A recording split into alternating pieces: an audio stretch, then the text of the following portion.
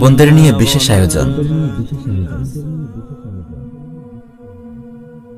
উম্মাহর নারীরা আমাদের গর্ব, আমাদের শক্তি ও পরাক্রমের উৎস, আমাদের সম্মান ও মর্যাদার প্রতীক। তারা আমাদের মমতাময়ী মা, আমাদের স্নেহময়ী বোন, আমাদের প্রেমময়ী জীবন সাথী, আমাদের সুখ দুঃখের অকৃত্রিম সঙ্গী, দুনিয়াতে যেমন তেমনি আখিরাতেও।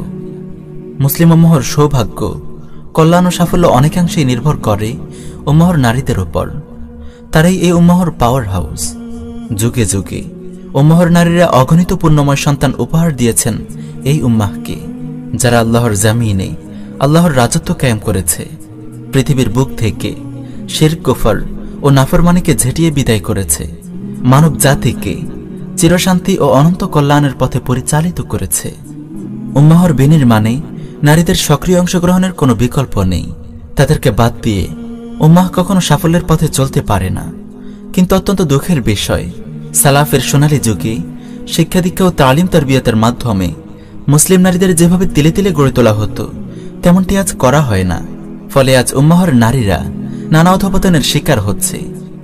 একসময় যেসব মায়েরা আমাদের ইমাম আবু হানিফা, ইমাম মালিক, ইমাম শাফিঈ এবং ইমাম আহমদ রাহিমাহুমুল্লাহর মতো ইলম ও আমলের সূর্য উপহার দিয়েছিলেন, মুহাম্মদ বিন কাসিম, তারিক বিন জিয়াদ, নুরুদ্দিন জঙ্গি, সালাহুদ্দিন আইয়ুবীর মতো দিগ্বিজয়ী সিপাহসালার পেশ করেছিলেন, সেসব মায়েরা আজ কোথায়?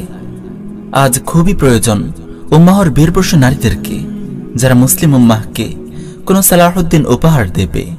কিন্তু নারীদের তালিম তারবিয়তকে এভাবে অবহেলার চোখে দেখে কিভাবে তা সম্ভব?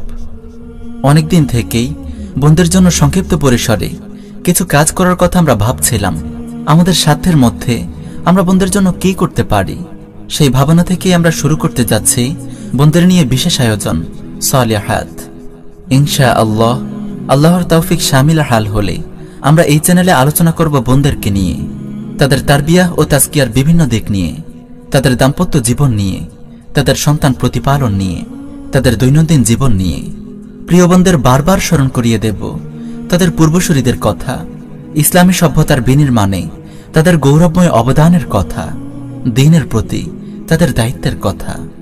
আমরা আরও আলোচনা করব কিভাবে আমাদের বোনেরা দাম্পত্য জীবনকে সুন্দর ও সুখময় করে তুলবে, কিভাবে পারিবারিক বিভিন্ন সমস্যা সামাল দেবে, কিভাবে ঈমান আমলে সমৃদ্ধি আনয়ন করবে। ভাইদের কাছে অনুরোধ থাকবে, আপনারা বোনদের কাছে আমাদের এই দ্বীনি পয়গাম পৌঁছে দেবেন। আপন আপন পরিবারে আপনার মা, বোন, স্ত্রী এবং অন্যান্য দ্বীনি বোনেরা যেন আমাদের এই আয়োজন থেকে উপকৃত হতে পারে। সবার সক্রিয় অংশগ্রহণে আমাদের এই প্রকল্পকে ফলপ্রসূ করে তুলতে পারে।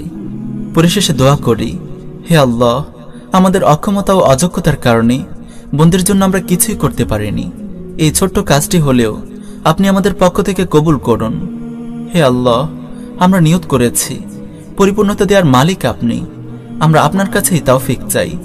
আপনি আমাদের কথা ও কাজে ইখলাস দান করুন।